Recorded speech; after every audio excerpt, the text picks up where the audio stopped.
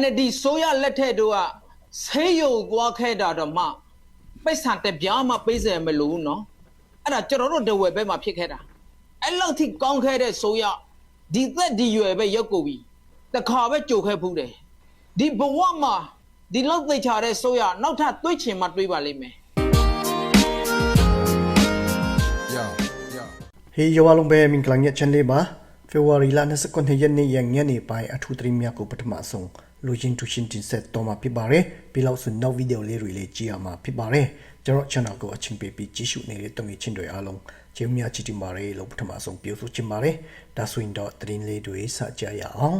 ရှမ်းပြည်နယ်တောင်ပိုင်းရွာငံမြို့နယ်တိတ်ပွဲတွေမှာစစ်တပ်ကအရာရှိအရှိအပါအဝင်တစေကောင်ထပ်မနေခွေးတွေဝက်တွေတေဆုံးပြီးလက်နက်ကွန်လက်တင်းစီရရှိခဲ့တယ်လို့ဒနုဒေတာအခြေစိုက်ပြည်သူ့ကာကွယ်ရေးတပ်မတော်1003တိတ်ရင်ကဒီကနေ့ထုတ်ပြန်ထားပါတယ်အခုဖေဖော်ဝါရီဒုတိယပတ်ကစားတဲ့တိတ်ပွဲတွေမှာမြကလေးကျေးရွာဘက်ကိုစစ်ကြောင်းထိုးလာတဲ့စစ်တပ်ကိုကြားဖြတ်မိုင်းဆွဲတာနဲ့တိတ်ခိတ်မှုတွေအတွင်းမှာလက်နက်နှစ်လက်တင်းစီရရှိခဲ့တယ်လို့ဆိုပါတယ်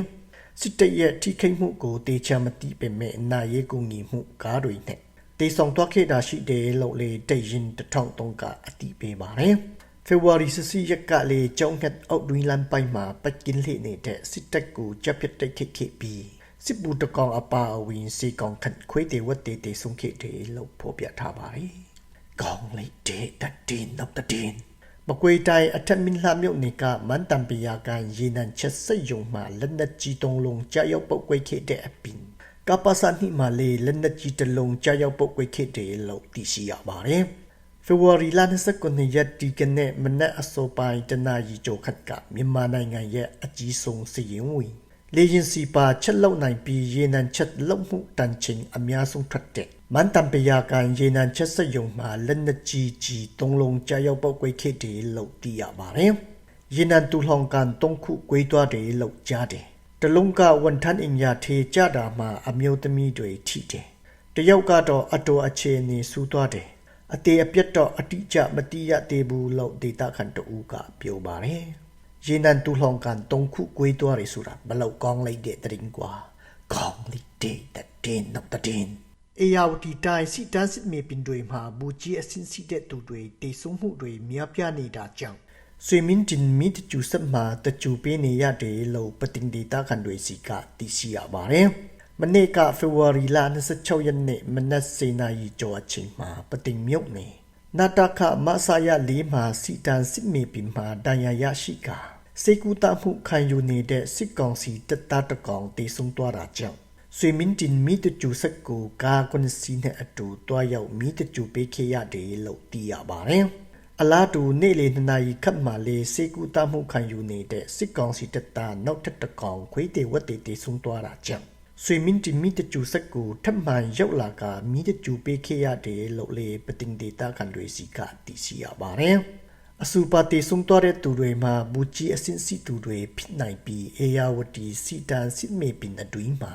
အရခတ်တိုအေနဲ့ပူပေါင်းမဟာမိတ်တွေရဲ့တိတ်ခိတ်မှုကြောင့်တေဆုံးသွားရတာဖြစ်တယ်လို့လေပတင်ဒေတာကန်တူကဆိုပါတယ်။လေးမျက်နှာအင်ကာပူမြို့နယ်တွေမှာတိတ်ပွဲတွေပြင်းထန်နေကြတာရှိပါတယ်။အဲ့ဒီတိတ်ပွဲတွေအတွင်းမှာစစ်ကောင်စီတပ်ကအထီးအခိတ်အကြအဆုံးများနေပါတယ်။ဒါကြောင့်ဆွေမင်းတင်မီတကျူစက်မှာတနေ့ကို2လောင်း3လောင်းခတ်အမေတန်းလူ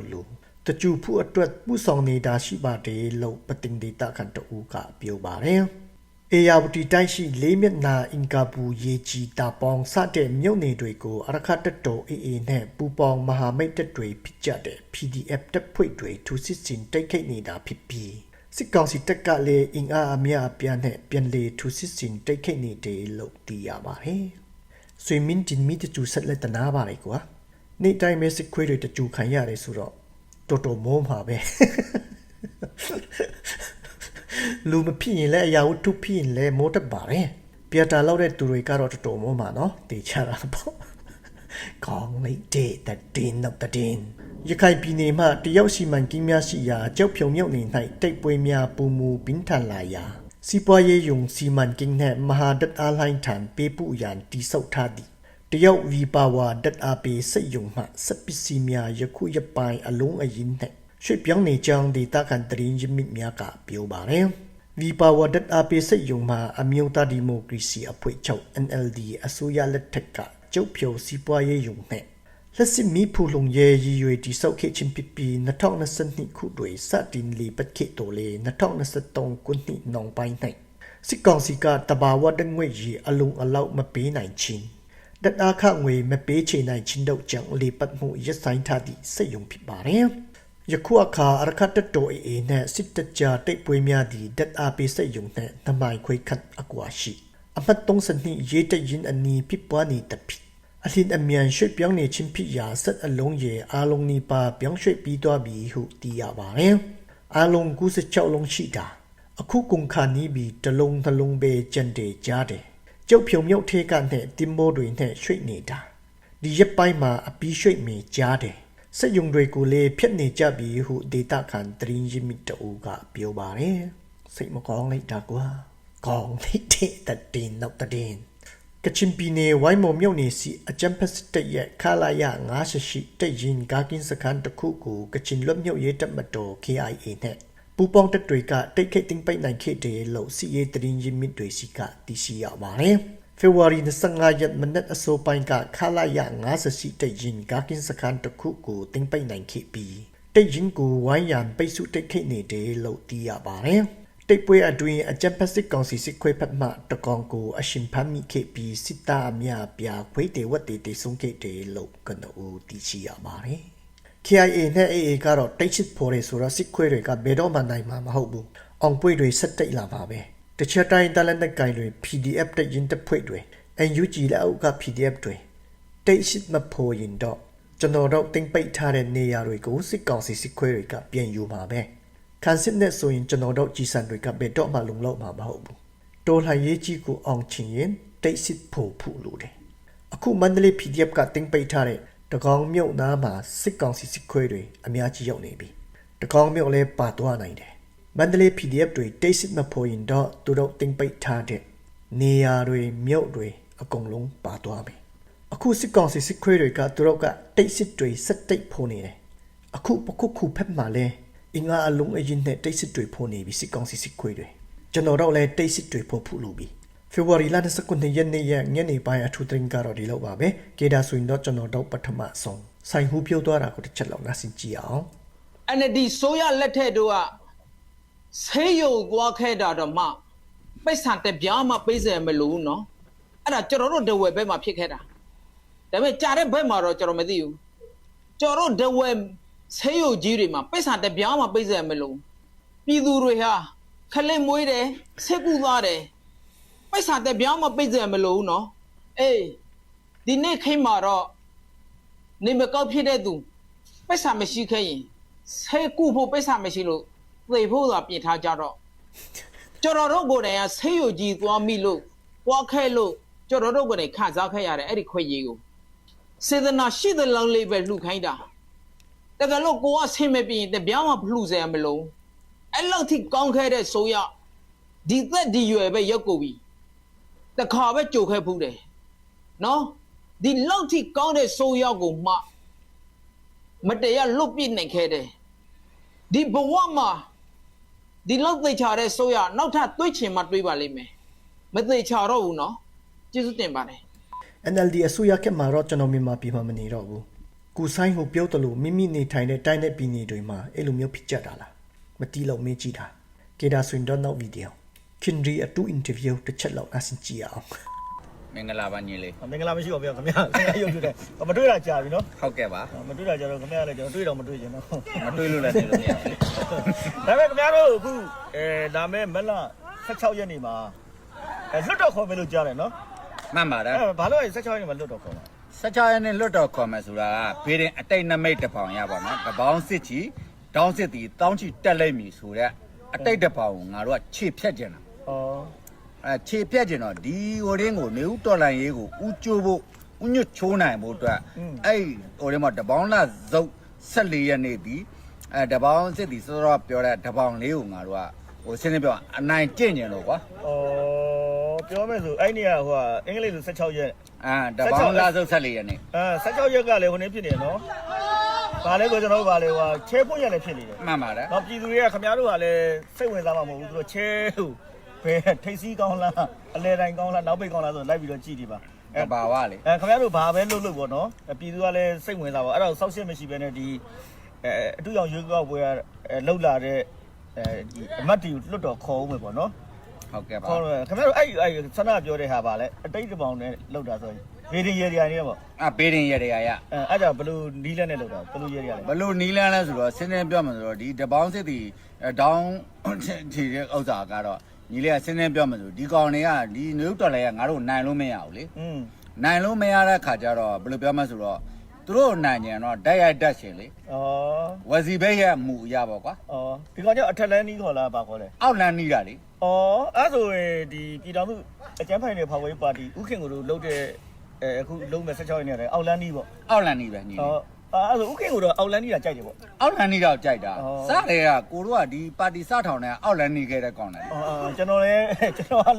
ရေမချိုးတာကြာကြီးอ่ะเนาะပြီးမှအောင်နေတယ်เนาะဒီလောက်နည်းနည်းဆိုကြီးလေးကြိုက်တယ်เนาะโอเคဆိုတော့ခင်ဗျားတို့ကအဲ့နေ့မှာ16ရက်နေ့မှာလွတ်တော်ခေါ်မယ်ဆိုတော့ကမင်းအွန်လိုင်းယူသမတာပေးဦးမှာလားမပေးဘူးပေးလို့မရဘူးဘာဖြစ်ဟိုကောင်စီကျေးဖေကဒီကောင်စောက်ခွက်ကိုကာကွယ်ဦးစီးချုပ်မှာလားမမြင်ကျင်ဘူးအစိုးရအဖွဲ့မှာလားမမြင်ကျင်ဘူးမမြင်ကျင်တော့မဲအွန်လိုင်းကစောက်ခွက်ပြောင်းပြီးတော့နိုင်ငံတော်အတိုင်ပင်ခံကောင်စီဆိုပြီးတော့ခွေးတင်တယ်အဲ့ဒီဥပဒေကိုတင်သွင်းထားတယ်လေတင်သွင်းတာတော့သိန်းစိန်နီးကိုဒီကောင်ကမူဝါဒကိုဒီကောင်အခြေခံပြီးတော့မှဒီဥပဒေကိုတင်သွင်းလာတော့ရှင်းရှင်းပြောရတော့ကွာကိုကတော့တမရယာဒူကတော့ထထတန်တန်ရတင်တယ်လေအေးပါဥခင်ကိုတော့ရတင်ဟုတ်ပြီရတင်တာသူကတမရယာဒူမရလို့ဒါဥခင်ကိုတို့ကိုအာနာထပ်သိမ့်မယ်ဆိုရင်ဘယ်လိုလုပ်လဲဒီတခါတော့ဒီကောင်အာနာလာထပ်သိမ့်တော့ဒီကောက်ဆောက်ခွက်လီးနဲ့လာထပ်ထူချပလိုက်မှာပေါ့ကွာကေဒါကတော့ဟာတာနေနဲ့ပေါ့နော်ကေဒါဆိုရင်တော့နောက်ဗီဒီယိုဘူးဒိုဆိုတစ်ချက်လောက်နားဆင်ကြည့်အောင်မင်္ဂလာပါဒီတစ်ပတ်တုတ်ကစိတ်တုတ်ကနန်းတန်ကြံများအမှတ်3ခွေးကောက်ပွဲဆိုတဲ့ခေါင်းစဉ်နဲ့ကျွန်တော်ဒီတစ်ပတ်တန်ကြံလေးကိုကျွန်တော်ဘိုးတော်ဆိုတဲ့တန်ကြံလေးကိုဘိုးတော်တောင်းဆိုလို့လက်3ယောက်ထောင်လာတယ်လေဟုတ်တယ်လေပြီးတော့ခွေးကောက်ပွဲလေရွေးကောက်ပွဲမဟုတ်လားခွေးကောက်ပွဲအဲ့တော့ကျွန်တော်တို့ပွဲစာကြီးနဲ့နှစ်ယောက်တည်းပဲတခြားခါတိုင်းညီကိုတွေမလာနိုင်တော့လဲနှစ်ယောက်တည်းကြိတ်ကြတာပေါ့နော်တုတ်စိတ်တုတ်နန်းတန်ကြံများ3ခွေးကောက်ပွဲ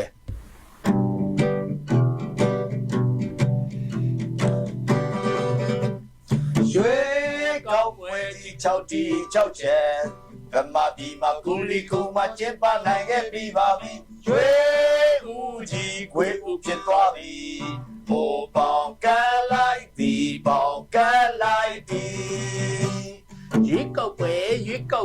ရွေးကောက်ပွဲလားရွေးကောက်ပွဲလားရွေးကောက်ပွဲလားခွေးကောက်ပွဲလားဟုတ်သားပဲဟာခွေးလေးကောက်တဲ့ခွေးကောက်ပွဲခွေးလေးကောက်တဲ့ခွေးကောက်ပွဲခွေးလေးကောက်တဲ့ခွေးကောက်ပွဲစပေါင်းစီလုံးတဲ့ခွေးကောက်ပွဲကူလီကူမခွေးကောက်ပွဲချီးတွင်းတွေကခွေးကောက်ပွဲကောင်းကျိုးပေးတဲ့ခွေးကောက်ပွဲရဲ့စီးတဲ့နာတိုင်းပြည်အတွက်ဒီကမဟုတ်ဘူးတိုင်းပြည်အတွက်ဒီကမဟုတ်ဘူးခွေးကောက်ပွဲရဲ့ရည်ရွယ်ရာပြည်သူတွေအတွက်ဒီကမဟုတ်ဘူးပြည်သူတွေအတွက်ဒီကမဟုတ်ဘူးခွေးကောက်ပွဲရဲ့ဥတီချက်စစ်အာဏာရှင်မြစ်တွဲဖို့ပဲစစ်အာဏာရှင်မြစ်တွဲဖို့ပဲခွေးကောက်ပွဲရဲ့အဓိကအချက်အာဏာသိမ်းကောင်တက်ဆက်ဖို့ပဲအာဏာသိမ်းကောင်တက်ဆက်ဖို့ပဲရွေးကောက်ပွဲကြီး6ချက်ဓမ္မပြည်မှာကူလီကူမှာကျင်းပနိုင်ခဲ့ပြီပါပြီရွေးဦးကြီးအကွေးဦးဖြစ်သွားပြီဟိုပေါင်ကလိုက်ဒီပေါင်ကလိုက်ဒီရွေးကောက်ပွဲကြီးဝဲချီဖို့အရေးစင်းလက်ကောက်ကြည့်မျိုးစုံညစ်ခဲ့ဗမာပြည်ကြီးဘာဖြစ်ဗမာကြီးကြီးဘာဖြစ်လိုက်ခံပါဒီကိုတက်သိမ့်ပြီးမှလိုက်ခံတွေကိုဖန်စီပြီးမှတူရောင်တွေကိုဖန်တီးပြီးမှပြည်သူတွေကိုဖိနှိပ်ပြီးမှရက်ရွာတွေကိုဘုံကျဲပြီးမှဒီရစ်စင်မိဟုံကြကအားလုံးမပါအားလုံးမပေးဝင်းမာတွေသာလုံလာထွေးလားဘောမာတွေသာလုံလာထွေးလားရည်တိရာတာဒီကောက်ပွဲမှာတရားကြီးမှမြတ်တာဆိုပဲတရားကြီးမှမြတ်တာဆိုပဲ MLA ဟာတော့မသွားပြောတာစံနေသွားပြောလောက်ပြောလောက်ရုံခွေးပြောခွေးယုံလောက်ပြောလောက်ရုံခွေးပြောခွေးယုံရွေးကောက်ပွဲကြီး6ချက်ဗမာပြည်မှာကူလီကူမှာကျင်းပနိုင်ခဲ့ပြီပါပြီရွေးဦးကြီးအကွေးဦးဖြစ်သွားပြီဟိုပေါင်ကလိုက်ဒီပေါင်ကလိုက်ဒီစစ်အာဏာရှင်ဂျပန်ကူရဲ့အယောင်အတုအင်ထုတဲ့ဇာအတုအယောင်အင် into တဲ့ဇက်အတုအယောင် into တဲ့ဇက်ဒါရိုက်တာလေဒီချပေါင်ခုပဲဇက်လိုက်ကလေဒီချပေါင်ခုပဲတိုင်းကလည်းပဲချပေါင်ခုပဲပြိုင်နာလည်းပဲချပေါင်ခုပဲနိုင်နာလည်းပဲချပေါင်ခုပဲဟဲ့ကိုချုပ်ကိုဤကိုရှူကိုပွဲကိုပေးကိုကွေးကိုနက်ကိုပွဲကိုပေးကိုကွေးကိုနက်ကိုလက်ကိုနီကိုချီကိုညောက်ကိုပွဲကိုလုံကိုမဲကိုပေးကိုပွဲကိုလုံကိုမဲကိုပေးကိုယိုကိုစကိုချီကိုခင်းကိုပလင်ကိုတက်ကိုပင်ကိုရက်ကိုပလင်ကိုတက်ကိုပင်ကိုရက်ယွန်းစီရိုင်းငါကောင်းလိုက်ဖို့ချက်တေဘုံဘုံကင်းလိုက်ပုံများချက်တေဘုံဘုံကင်းလိုက်ပုံများရွေးကောက်ပွဲကြီးကြောက်တီကြောက်ချက်တမပီမှာကူလီကူမှာကျင်းလွှတ်နိုင်ခဲ့ပြီပါပြီကျွေးဦးချီရကွေးဦးဖြစ်သွားပြီဟိုပေါင်ကလိုက်ဒီပေါင်ကလိုက်ဒီရွေးကောက်ပွဲကြီးကြောက်တီကြောက်ချက်တမပီမှာကူလီကူမှာကျင်းပနိုင်ခဲ့ပြီပါပြီကျွေးဦးချီရကွေးဦးဖြစ်သွားပြီဟိုပေါင်ကလိုက်ဒီပေါင်ကလိုက်ဒီရွေးကောက်ပွဲမဟုတ်တဲ့ခွေးကောက်ပွဲ ไม่เดี๋ยวนะซาตาเลยด้วยဒါလေးစပါတယ်ဘူးဒိုဇိုနဲ့အဖွင့်များဒေတာဆိုရင်တော့နောက်ဗီဒီယိုငါခင်ရီပြောသွားတာကိုတစ်ချက်လောက်1မိနစ်လောက်နားဆင်ကြည့်အောင် မင်္ဂလာပါခင်ဗျာပြီးခဲ့တဲ့ပတ်ရုံးပရဲ့မှာကျွန်တော်မြန်မာခီးသွွားလုပ်ငန်းမှာလုပ်ကိုင်နေတဲ့မိတ်ဆွေချိုးနဲ့စကားပြောပြပါတယ်ဗျအဲ့တော့မြန်မာခီးသွွားလုပ်ငန်းဒီ tourism လုပ်ငန်းနိုင်ငံအတွက်ငွေရှာပေးတဲ့အဓိကလုပ်ငန်းတစ်ခုလို့လည်းပြောလို့ရပါတယ်အားလုံးသိတဲ့အတိုင်းဒီခီးသွွားလုပ်ငန်းကို smokeless industry မိကိုမထွက်စက်ရုံဒီလိုတင်စားကြတာရှိတယ်ကျွန်တော်လက်ရှိအခြေအနေရတော့ကျွန်တော်တို့မြန်မာခီးသွွားလုပ်ငန်းတစ်နှစ်ကိုဖြန်းမြ4000ခွဲလောက်ရှိတယ်လို့သိရတယ်ကိုဗစ်ကာလနဲ့ဒီနောက်ပိုင်းကာလနဲ့စရင်နည်းနည်းပို့ပြီးတော့တိုးတက်လာတယ်လို့ပြောရမှာဆိုတော့ကျွန်တော်မှာဗီဇာပြည်ဝင်ဗီဇာ14မျိုးရှိတယ်အဲ့တက်မှာကို tourist အနေနဲ့ကမ္ဘာလက်ခီးတဲ့နဲ့ဝင်တဲ့ပုံကိုယ်တွေကကိုရီးယားလူမျိုးများတယ်ဟို business visa အလုပ်ဗီဇာတွေကတော့တရုတ်နိုင်ငံသားတွေများတယ်လို့သိရတယ်အခြားအာဆီယံနိုင်ငံတွေဂျပန်စသည်ဖြင့်အာရှနိုင်ငံတွေတော်တော်များများလည်းလာကြတယ်လို့သိရတယ်ဗျကျွန်တော်ရှိမှလင်း38စီးနဲ့ဒီလိုအဝင်ထွက်လုပ်နေတဲ့သဘောဖြစ်တာအဲ့တော့ဒီ marketing လုပ်ငန်းတွေပြည်တွင်းမှာရှိနေတဲ့မြန်မာခီးသွွားလုပ်ငန်းတွေကျွန်တော်တို့ hotel tourist ဝန်ကြီးဌာနရဲ့နောက်ပြည်ပမှာရှိတဲ့ကျွန်တော်တန်ဦးတွေပေါင်းစပ်ပြီးတော့ပြည်တွင်းပြည်ပ marketing လုပ်ငန်းကိုကြည့်ပြလုပ်ဖို့နောက်ကျွန်တော်တို့ရဲ့ tourist attraction ရှိတဲ့အင်မတန်လှပတဲ့ဒီနေရာတွေကိုပြည်ပလူတွေလာနိုင်အောင်မျိုးစုံနဲ့ပြည်တွင်းပြည်ပနေရာဌာနအသီးကဆွဲဆောင်မှုလုပ်ငန်းတွေအထူးကြမယ်လို့ကျွန်တော်မြင်ပါတယ်အဲ့တော့ဒီနေ့အေဂျင့်မှုကနေရာတိုင်းမှာမရှိနိုင်သေးဘူးဆိုရင်တော့မှ tourist attraction ရှိတဲ့အေဂျင့်တွေနေရာတွေအများပြားရှိပါတယ်ဒီနေရာတွေကိုပထမအဆင့်အနေနဲ့ကမ္ဘာလက်ခီးတွေအများပြားဝင်အောင်ကျွန်တော်တို့ဆောင်ရွက်နိုင်တယ်ဆိုရင်ကျွန်တော်တို့အဆင်ပြေမယ်လို့ယူဆပါတယ်ဗျာအလှပအပြုံးမျက်နှာနဲ့ဖွေမှုပြည့်ဝတဲ့ကျွန်တော်မြန်မာနိုင်ငံကမ္ဘာလက်ခီးတွေရဲ့ဆွဲဆောင်မှုနေရာဖြစ်တယ်ဆိုတော့ကျင်းတယ်ပြောလို့ရပါတယ်ဒီလုပ်ငန်းကလည်းကျွန်တော်တို့နိုင်ငံတော်နဲ့အတူဝိုင်းဝန်းကူညီပူးပေါင်းဆောင်ရွက်မယ်လုပ်ငန်းတစ်ခုဖြစ်တယ်လို့ယူဆပါတယ်ဗျာ so you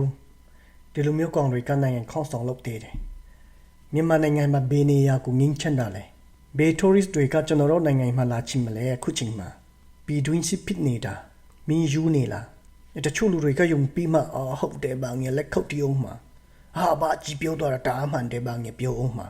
tourist သွားတဲ့လူတိုင်းကိုတွားကြည့်သူတို့အတွက်အန်ဒရမရှိတဲ့နေရာတွေကိုသူတို့ကတွားတာတည်ငြိမ်တဲ့နိုင်ငံတွေမှာတွားကြတယ်တည်ငြိမ်တဲ့နေရာတွေမှာတွားကြတယ်ဒီလောက်နဲ့တိုင်းစစ်ဖြစ်တဲ့နေရာကိုဘေး tourist တွေလာပြီးမှမင်းတို့ဖိတ်ဆန်ရှာမှလဲခွေးမတိုင်းရဲ့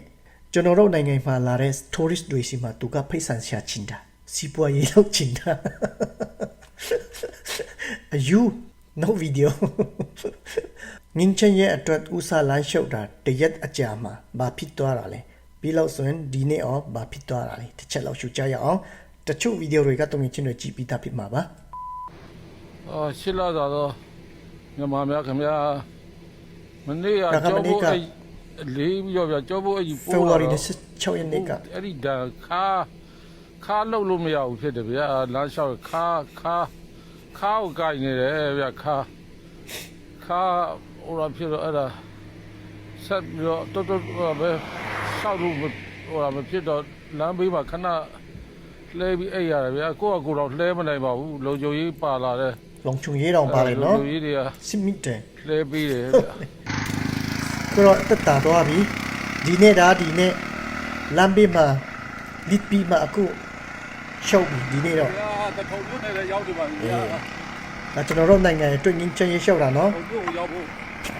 6ပိုင်လောက်လူလေးတွေဗျာတထုံမြို့နယ်လည်းတော့ရောက်နေပြီဗျာတထုံရောက်တော့ဆေးရုံကိုပြအောင်ပဲဗျာဆေးရုံရောက်တော့ဆေးရုံကိုသွားမယ် ဆေးရုံမှာဝင်ပြပြီးတော့ခကြီးဆက်မယ်ဗျတော့မှဆေးရုံဝင်ပြမယ်ခကြီးဆက်မယ်ဗျတော့ကဒီမှာပြည်ကြီးအများညံ့ပါစေ ကျွန်တော်တို့နိုင်ငံငင်းချက်ရဲ့အတွက်လမ်းလျှောက်တယ်ဆိုပြီးမှနေ့ရက်အကြာမှာဆေးရုံရောက်သွားတဲ့ဦးစားဖြစ်သွားပါတယ်ခင်ဗျာလမ်းလျှောက်တိုင်းငင်းချမ်းသွားမယ်ဆိုရင်တော့နိုင်ငံအတွင်းမှာရှိတဲ့ပြည်သူလူထုအားလုံးလမ်းလျှောက်သွားမှာပေါ့လမ်းလျှောက်လို့ငင်းချမ်းသွားတယ်ဆိုတာမဖြစ်နိုင်ဘူးဘယ်တော့မှလည်းဖြစ်လာမှာမဟုတ်ဘူးငင်းချမ်းချင်ရင်ငင်းချမ်းနီးလောက်ရမှာကွာငင်းချမ်းချင်ရင်လမ်းလျှောက်တာကဘာဆိုင်လဲကွာဒါကျွန်တော်မြင်ပြောတာနော်ဘသူကမှဆိုကြတာမဟုတ်ဘူးငင်းချမ်းရေးယူချင်ရင်စစ်ခွေးတွေကိုလည်းတစ်ချက်ခိုင်းလိုက်စစ်ခွေးတွေကိုနိုင်ငံရေးကနေမောင်းထုတ်လိုက်ငင်းချမ်းမှာတကယ်ပြောတာမြန်မာနိုင်ငံငင်းချမ်းဖူးစုပြီးမှဘယ်သူမဆိုလမ်းချုပ်ကြဘယ်တော့မှငင်းချမ်းမှာမဟုတ်ဘူးပြောချင်တာကဥစားကလကားပဲအချင်းကုန်တယ်ဒါပေမဲ့သူ့ကျမရေးအတွက်တော့ကောင်းတယ်သူလမ်းလျှောက်လို့ကျွန်တော်တို့နိုင်ငံဘယ်တော့မှငင်းချမ်းမှာမဟုတ်ဘူးဟုတ်ကဲ့ပါတုံးချင်းတော်ဒီနေ့ညတင်ဆက်မှုကတော့ဒီလောက်ပါပဲကျေးဇူးများချစ်တင်ပါတယ်ကျမရေးခုစိတ်ကြပါ I love you all God bless you all thank you for your time